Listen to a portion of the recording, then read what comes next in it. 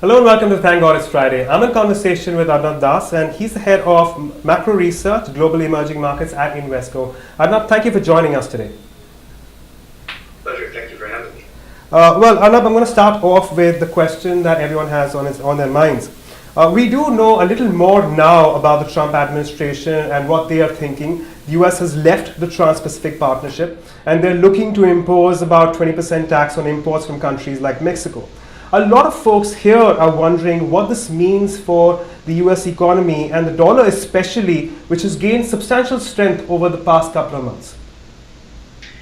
So I think these are the kind of the burning issues of the moment. As you say, I think we know a bit more, but we don't know the entire story.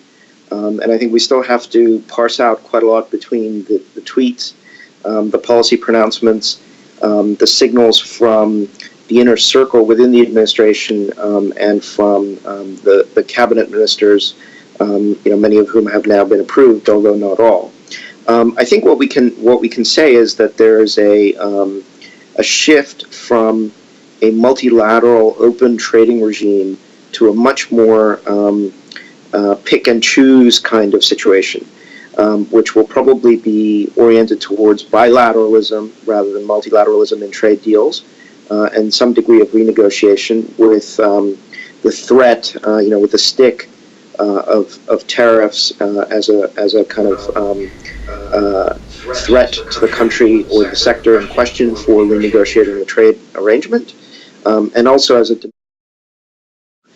to show that President Trump, not just in the first 100 days, but indeed in the first 10 days of his administration, has moved on those issues that are under the purview of the executive branch without requiring congressional approval, right? And those issues are trade and immigration, by and large. So on the specific issue of this idea of a 20% tariff, so you'll remember that during the campaign, the idea had been 45% tariff on China, 35% on Mexico, and so that's now been substantially rowed back.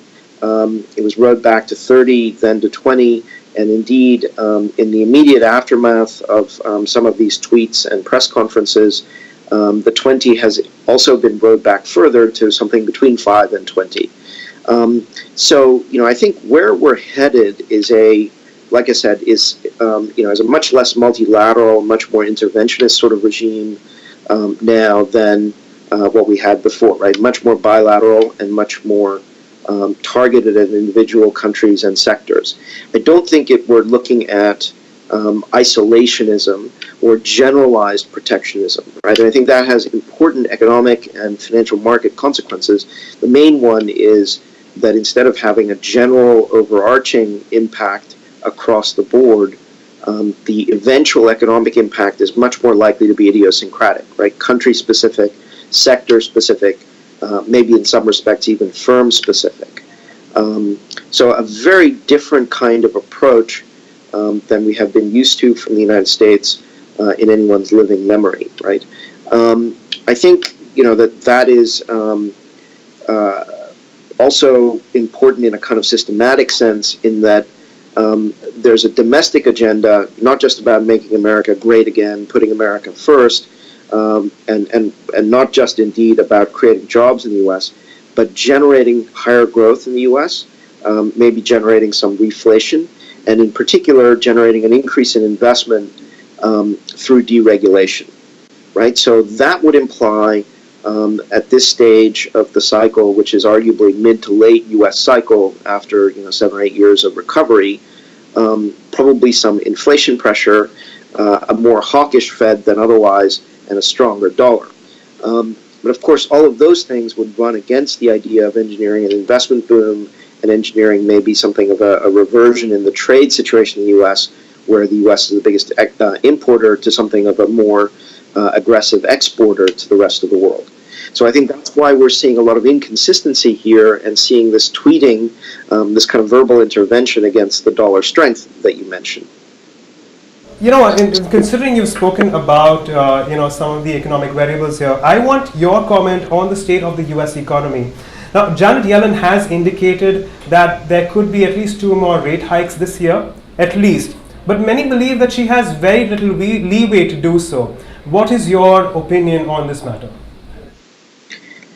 Well, I mean, I think, she has, the leeway that she needs to raise interest rates if, in fact, inflation, continues to rise, and in particular, the labor market continues to tighten, right? The Federal Reserve Act, grants the Fed a mandate, imposes a mandate.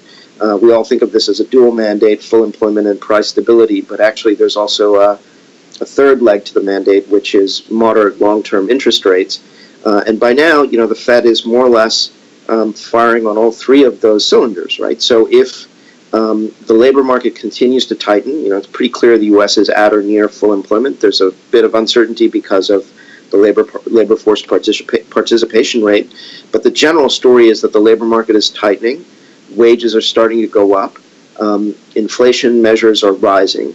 So I think it's reasonable to expect the Fed to tighten a couple of times, and maybe even potentially more than twice, depending on what happens on fiscal policy, depending on what happens on regulatory policy. If in fact there is a big deregulation over the course of 2017, and a big, or meaningful at least fiscal stimulus in 2017 going into 2018.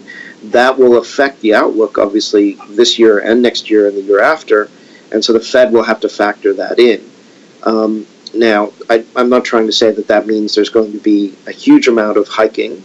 It remains to be seen, and indeed what Chair Yellen has said is largely in line with what the market is already pricing in, and that's why I think you haven't really seen a big strengthening of the dollar in the last couple of weeks, right? This had been substantially sort of priced in already. Right. I address protectionism here, and a lot of industries, at least in India, are certainly very, very concerned out of all the news that's been coming out of the US, specifically the information technology industry and the pharmaceutical industry.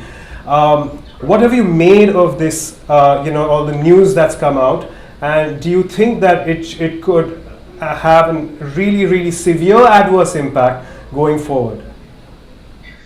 Yeah, I think Indian industry, Indian exporters are right to be concerned. They're not the only ones that are concerned. Pretty much everyone is concerned, pretty much no matter where they're located, right? Whether they're located in a country like India with services surplus or surpluses in some sectors, and maybe an overall trade deficit, or large surplus countries with the U.S. like China or Japan, Germany, or indeed Mexico, right?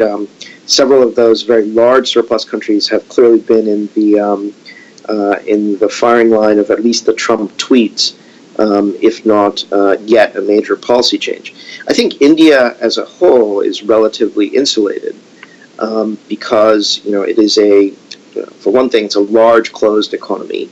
For another, it is not running large overall trade surpluses or even large bilateral surpluses with the United States. But that, of course, is a kind of macro perspective, and as we were discussing before, a lot of this interventionism is targeted not just at the overall trade balance, but at particular sectors and maybe even particular firms. So I think there are reasons to be concerned. I think there's also a kind of underlying reason to be concerned because there's a great deal of internal inconsistency in this agenda, right? If you think the president would like to see lower prices for pharmaceuticals, or at least so he said, for the U.S. healthcare industry and for U.S. consumers.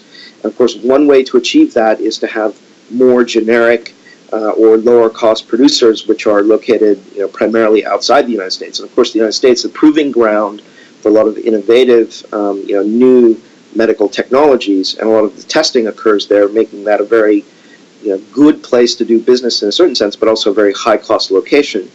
And this idea of deregulating industry in general, sort of is inconsistent. Deregulating industry onshore and putting up barriers against industries and firms offshore, that's inconsistent with internally and with lowering the price overall. So it remains to be seen how all of this plays out. But I think we're going to have to get used to this kind of inconsistency because in contrast to the past, there isn't an overarching macroeconomic design in U.S. economic policy at the moment, in which things are done from the top down, and what happens in the bottom up in different sectors and different firms has to be reconciled with this overarching vision. It's the other way around. It's topsy-turvy, right? We're starting from the bottom up, deregulating this sector or that sector, imposing trade barriers, this country, that country, potentially imposing trade barriers, or that sector. And so what we'll have to, how we'll have to reconcile that and square that circle, instead of the top down leading and the bottom up following, it's going to be the other way around.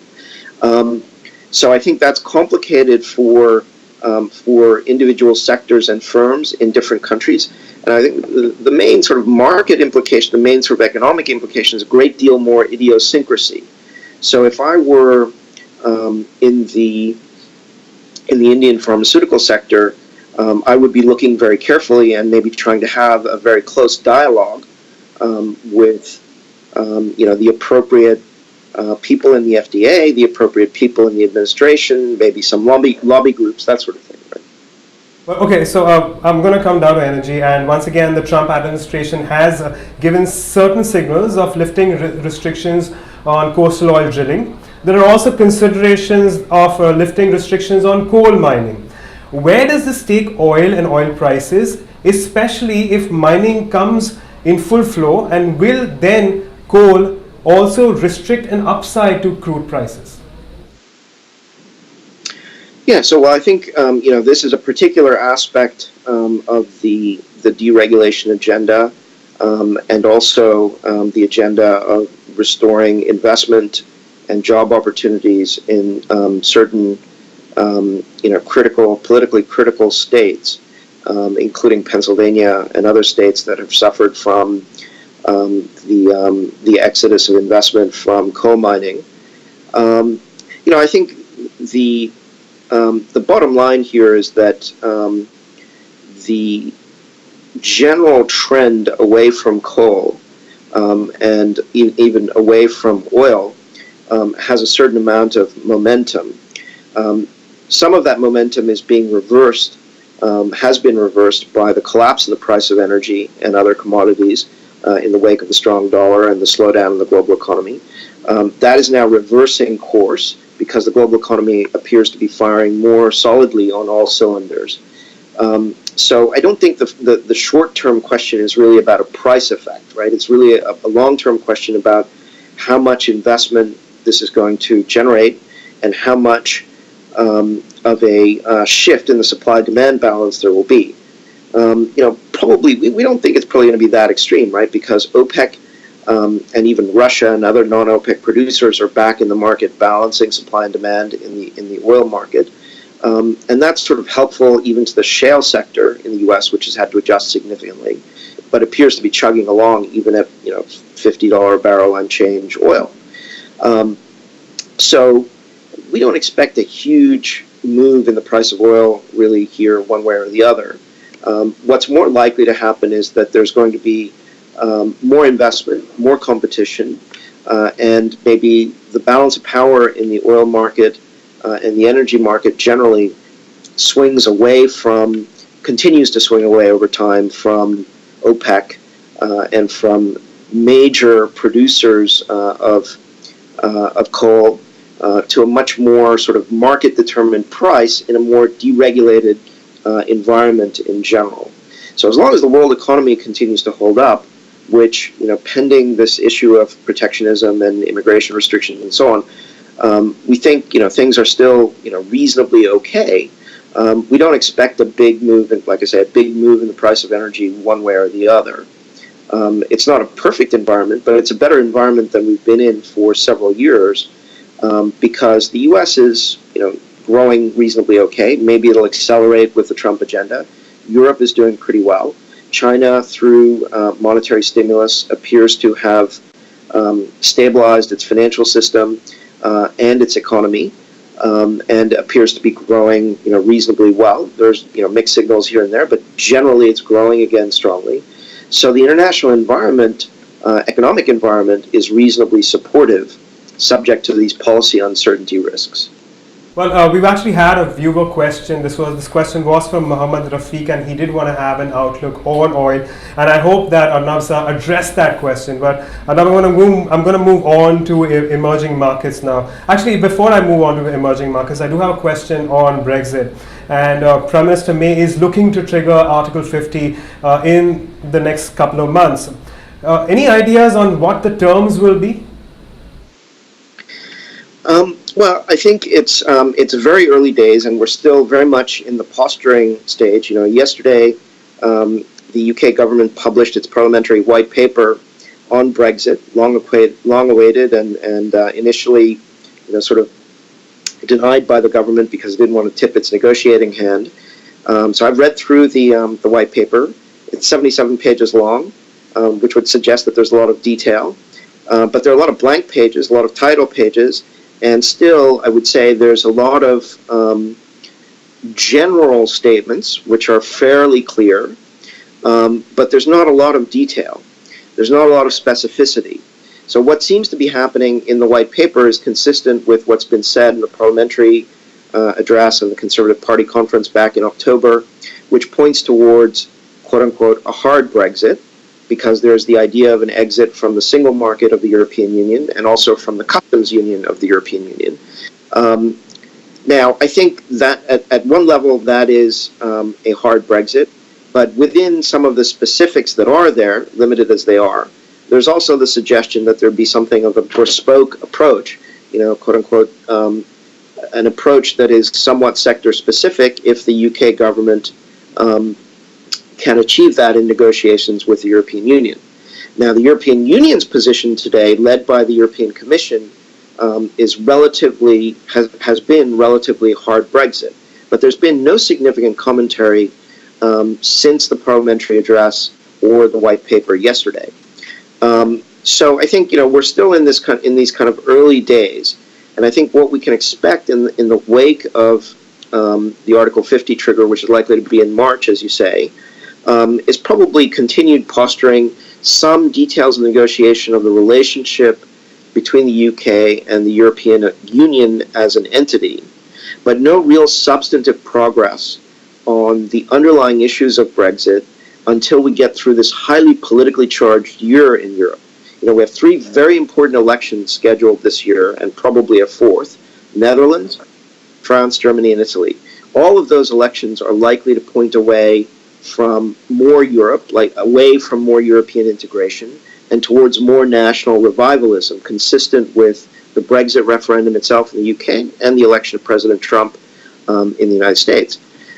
So it's hard for me to believe that with everyone sort of pointing towards more nation state and less integration, that when the negotiations begin in earnest in Q4 of this year, that the Commission is still going to dig in its heels and be very hard-nosed about this. So I think what we're going to see is a period of posturing and volatility, with sterling probably in the firing line of that volatility for the next couple of quarters. And then we're going to see some serious negotiations where there is a prospect of some compromise in late 2017 and 2018, going into the actual exit in 2019. Well, okay, so now I'm going to come down to emerging markets, and I'm going to peg India against China in this case. Would it be fair to assume that flows in these markets specifically will be more dependent on decisions taken outside, that is in developed markets, as compared to locally driven factors? And where does India stand in comparison to China when it comes to fund flows? Okay. Well, I think that applies, that question, whether it's a systematically driven, globally driven emerging markets environment, applies as much to India and China, and maybe more so to the rest of emerging markets than these 2 very large economies. I would say that there's been a very systematic component to the story over the last many years because of global financial flows, not least in the wake of QE in the US, Europe, and Japan. And I think that, kind of rising tide or receding tide, moving all boats up or down, that effect is going to continue to some degree.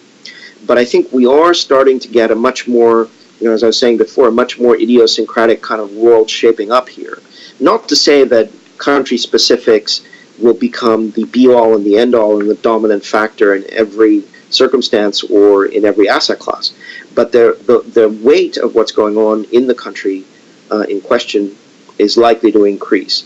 And I think in the case of both India and China, that is going to be that has been the case more than many other markets, and will continue to be the case. Why is that already the case in India and China? Well, those are the two largest EM economies. Of course, China is significantly larger than India. They're relatively closed to trade and international capital flows compared to many other smaller, more open emerging market economies, just by virtue of economic size. And they're also relatively closed because of capital controls. So there is a significant but lower systematic component, global component of the story in those two countries. It is likely to diminish further in those two countries, China and India, compared to the rest of the world. Now, there is a potential exception for the case of China because of the high degree of trade exposure between the U.S. and China compared to India and the U.S. I personally don't think there's going to be a full-blown trade war, but you know, and that is actually a shared Invesco view, house view. But there is going to be some change, it would seem, in the way these trade relationships work. And of course, in the end, trade relations and trade rules are partly about trade, but they're also substantially about investment, right? And what is happening here is I would say in the U.S. is an effort at a new kind of import substituting industrialization strategy, right? Which used to occur in many emerging market countries in the distant past. Continues to some degree at the moment in China and India, and didn't really work in the Indian case in the 1950s and 60s, right? You'll remember the infant industry argument and protection against all these highly competitive global multinationals, where small firms and small economies couldn't really compete. But what that did was generate large firms in large economies which couldn't really compete because they were sheltered. Now we have a much more open, competitive international trading environment where companies from the developed and emerging market countries are competing very well head-to-head with each other within DM and within EM and between EM and DM.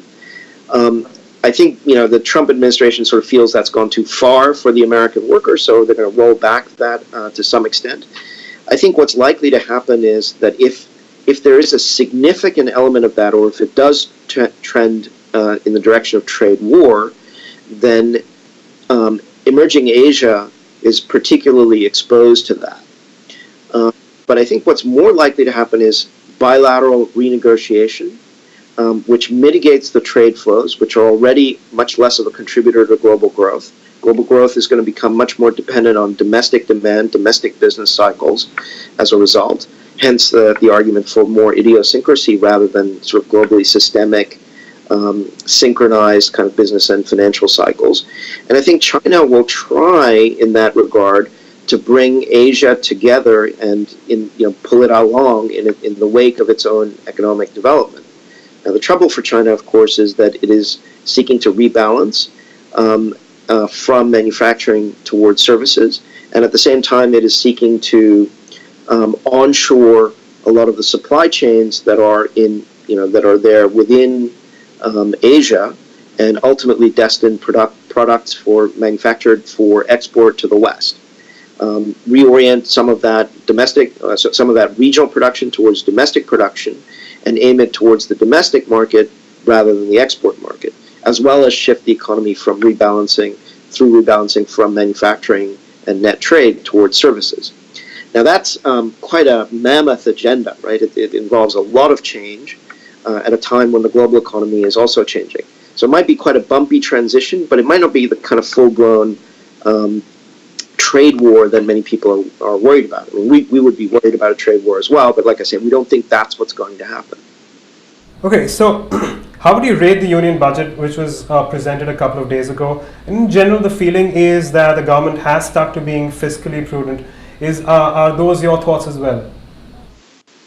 Yeah, so I mean, I think the macro policy story in India, as it's unfolded over the last several months, increases the argument for idiosyncratic behavior in India, starting with demonetization and continuing with the budget.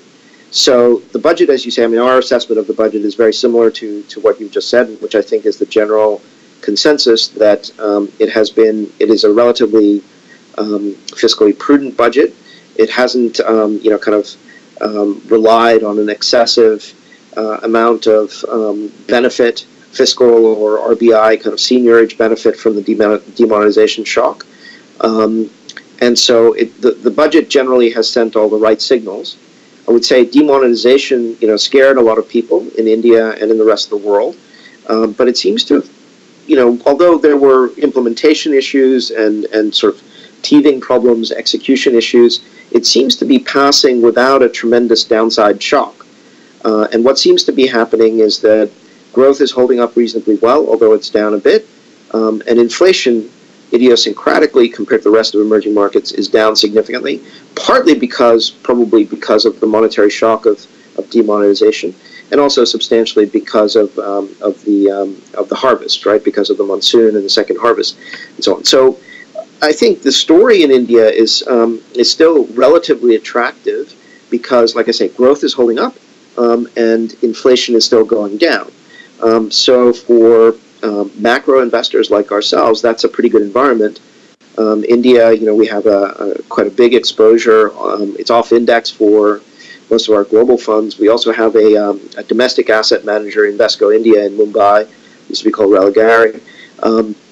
So we're quite, I would say, optimistic, despite the challenges that India faces. We think the government is handling those challenges relatively well. And demonetization appears to have, ultimately, have gone smoothly. That was actually my final question. The government is projecting about a 7% GDP growth for fiscal 18, and does that mean that demonetization, that is the worst of demonetization, has come to pass, and from here on it can only get better? Yeah, I think we may continue to see some of the pass-through of the monetary shock and some of the activity numbers and some of the inflation numbers, sort of this quarter, next quarter. So I'm not sure I would say that necessarily the entire worst of it has passed, but just that, but more sort of in a nuanced way, right? That the downside risks of demonetization have not been borne out, right? Relative to expectations and fear of what could have happened, the process is turning out to be much less of a business cycle shock, a demand shock, than many people feared, and we ourselves were quite concerned about it as well. So I think, relative to expectations, things are significantly better than they were, and I would say that the increase in liquidity in the interbank market, some of which has been mopped up by the RBI, is a factor in holding down bond yields, holding down interest rates, and so that's kind of a good thing in a certain sense. I think the key issue now is to regenerate investment, and for that, further reform is needed. The GST needs to go through to be clarified and implemented. Further structural reforms need to be implemented, and of course, the issue of NPLs in the banking system critically needs to be cleaned up, so that corporate credit supply can resume, and that involves cleaning up the NPL liabilities both in the corporates and the non-performing assets in the banks, right? So still some work to do to maintain this growth trajectory, and 7%, of course, is very good for any emerging or developed, let alone any developed economy. But to reach the kind of idea that there's some 8 to 10% Chinese-style growth rate in potential in India, a lot of these reforms need to happen.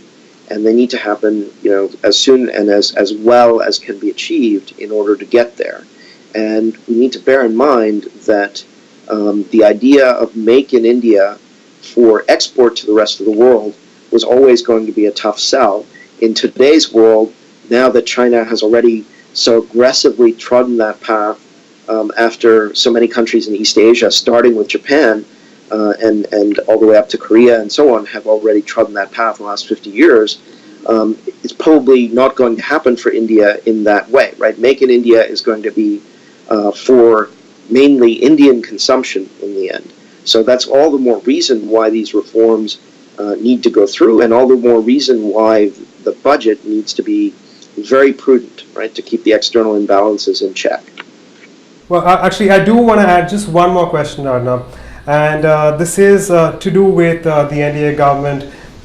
Should they not fare well in the upcoming state elections? Would there be a cause for concern? And the reason why I ask is, would that mean letting go of fiscal prudence and resorting to dole-outs, which could have an adverse impact on the economy? Well, of course, it's always possible for there to be, more, let's say, more populism in response to electoral setbacks. But I think if the government had calculated that it needed to do a lot of fiscal pump priming in order to be better positioned for the elections, it would have done that going into the elections rather than in response to them. So, I mean, I think the general stance of policies makes sense, right? And a lot of what seems to be happening is to get the micro and the macro right in India, and that's one reason to be bullish, and why skeptics like myself have been sort of brought along. To keep that going, the government should respond to a setback, I think, by not loosening the fiscal, but more aggressively driving forward with the structural agenda, and keeping the fiscal as tight as possible, because if it improves the structural conditions in the business operating environment in the Indian economy, cleans up the banks, cleans up the non-performing loans and assets, and makes it a much easier place to invest, then monetary policy can be looser than otherwise. The external balance will be better than otherwise because the fiscal will be tighter, and the business operating environment will encourage more investment, oriented, like I say, towards domestic demand. That whole story can hold together very nicely, rather than struggle against a world with a lot of uncertainty about trade, a lot of uncertainty about financial conditions, and potentially volatility that shows up in the rupee or interest rates, and affects expectations about inflation and about real incomes and wealth. So I think there's a very good chance, I wouldn't say regardless of the outcome of the state elections, but whatever those elections, however they pan out, there is a way for the government to continue with its agenda and to deliver reasonably good results for the Indian economy. Arnab Das, it was a pleasure speaking with you. Thank you very much for your time. My pleasure. Thank you. And as for you guys, don't go anywhere. Stay tuned in to Bloomberg Print, but we will be back next week for yet another edition of Thank God It's Friday. Till then, it's goodbye.